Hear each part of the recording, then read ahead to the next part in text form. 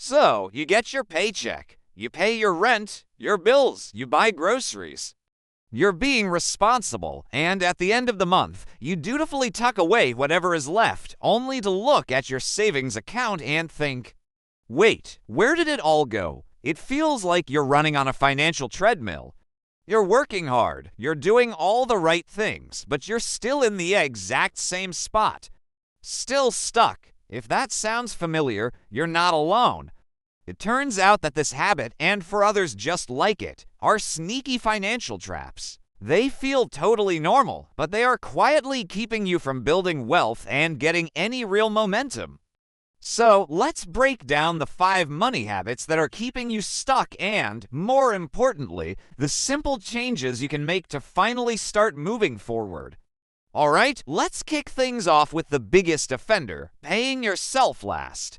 You get paid, and the money immediately flows out to your landlord, the power company, the grocery store, maybe a few restaurants. You have every intention of saving what's left over at the end. But let's be honest, how often is there anything actually left? Yeah, almost never. This approach makes your own future the absolute lowest priority. You're giving your money to everyone else first and leaving only the scraps for yourself. It's no wonder so many people feel like they can't get ahead. Recent surveys have noted that while tons of young people want to save, they really struggle to do it. This habit is a huge reason why. If you don't pay yourself first, there's usually nothing left to pay yourself with last. The fix is a simple but powerful mind trick. Pay yourself first. Now, this doesn't mean blowing your check on a shopping spree. It means the very first bill you pay is the one you owe to your future self. Before rent, before anything else, you move a set amount of money into your savings or investment accounts. The easiest way to do this, make it invisible, automate it. Set up an automatic transfer from your checking to your savings for the day after you get paid. That way, the money is gone before you even have a chance to miss it or spend it. This one shift turns saving from a hopeful leftover into a non-negotiable expense, just like your rent, and guarantees you're making progress every single month. The second habit that keeps people chained to their finances is only making the minimum payment on debt, especially high-interest credit cards. It feels like you're doing the right thing the bill is paid on time, right? But in reality, minimum payments are a trap, perfectly designed by lenders to keep you in debt for as long as humanly possible. When you only pay the minimum, most of your money goes straight to interest. Only a tiny, pathetic fraction actually chips away at the principal you owe. It's like trying to bail out the Titanic with a teaspoon. For example, on a $5,000 credit card balance with a 20% interest rate, paying only the minimum could mean you're in debt for decades, and you could pay back more than 4 times the original amount in interest alone. It's a vicious cycle where the balance never seems to move. The fix is to break the cycle by paying more than the minimum, even if it's just a little extra. Look at your budget. Can you find an extra $20, $50, or $100 to throw at your highest interest debt? Every single dollar you pay over the minimum goes straight to the principal. This shrinks your balance faster, reduces the interest you'll be charged next month, and gets you out of debt years sooner. If you're juggling multiple debts, look into a strategy like the debt snowball, where you pay off the smallest debts first for quick psychological wins, or the debt avalanche, where you tackle the highest interest debts first to save the most money. The key is to get aggressive and make debt payoff an active priority, not a passive payment you make on autopilot. By the way, if you're finding these tips helpful and want to finally get a clear picture of where your money is going, I've created a super simple budget template you can download for free. The link is right down there in the description. It's a great first step to taking back control. Habit number 3 is giving into emotional and impulse spending, which has become dangerously easy. It's the late-night Instagram scroll that ends with a cart full of things you didn't know you needed. It's the doom spending to cope with stress or bad news. And it's the classic, but it was on sale. excuse for buying something that wasn't in the budget. A particularly sneaky modern version of this is the boom of buy now, pay later services. They create this illusion of affordability, making a $200 purchase seem like a harmless for payments of $50. It's a trick that encourages overspending, and it's no surprise that studies show customers tend to spend significantly more when BNPL is an option. They feel friendly, but BNPL is still debt, and it can train your brain to develop some really irresponsible spending habits. These services are a huge hit with younger generations, but with late fees and high interest on some plans, they can quickly become another trap. The fix here is to create a little friction and practice being more intentional. My favorite tool for this is the 24-hour rule. Whenever you feel that urge to make a non-essential purchase, just put it in your cart or on a wish list and walk away for 24 hours. This little pause acts as a cooling-off period, letting that initial emotional impulse fade.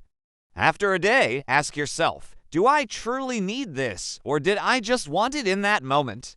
More often than not, the urge will have passed and you'll be perfectly happy without it. This isn't about depriving yourself. It's about making sure your money goes where you consciously decide, not where your emotions drag it. Habit number 4 is one of the most insidious because it feels like a reward. It's called lifestyle inflation or lifestyle creep. This is what happens when your spending automatically rises every single time your income does. You get a raise, a bonus, or a higher paying job, and instead of using that extra cash to build wealth, you slowly upgrade your life. The nicer apartment, the more expensive car, the daily takeout habits, the premium subscriptions, all these things that were once luxuries slowly become your new normal. And then, suddenly, you're earning more money than ever, but you feel just as broke. The money just vanishes. It happens so gradually that you don't even notice until you're looking at your bank account, wondering why your savings aren't growing, even though your paycheck did.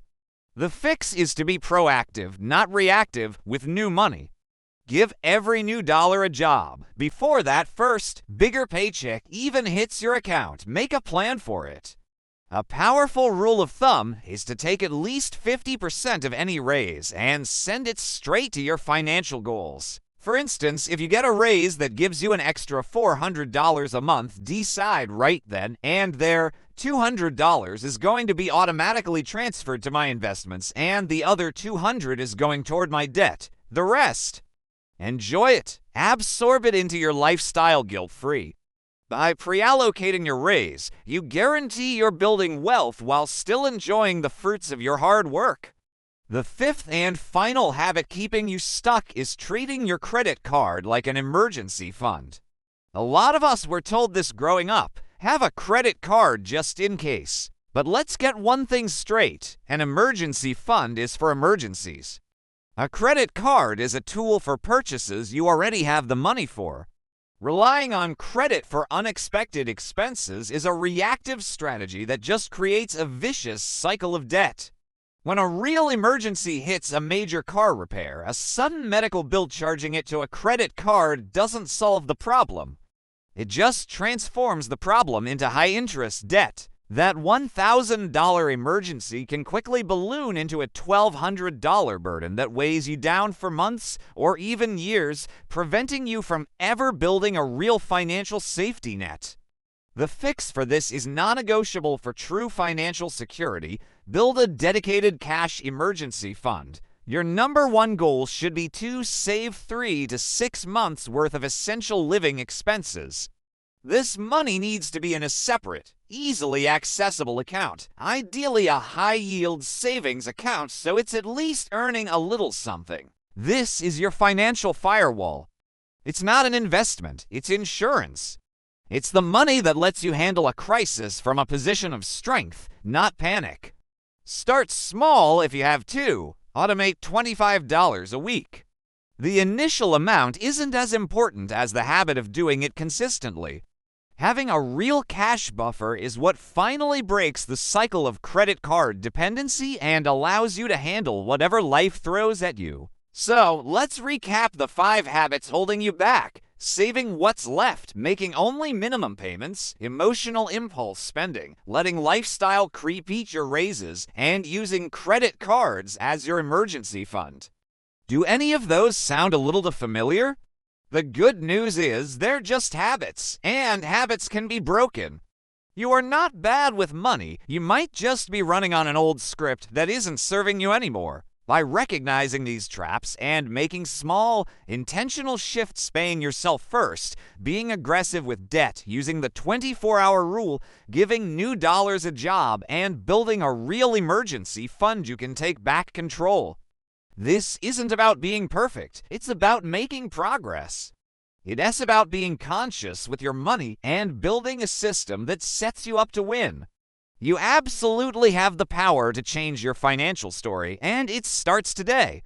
If this video gave you a new way to think about your money, please give it a thumbs up and hit that subscribe button for more videos on how to build wealth and find financial freedom.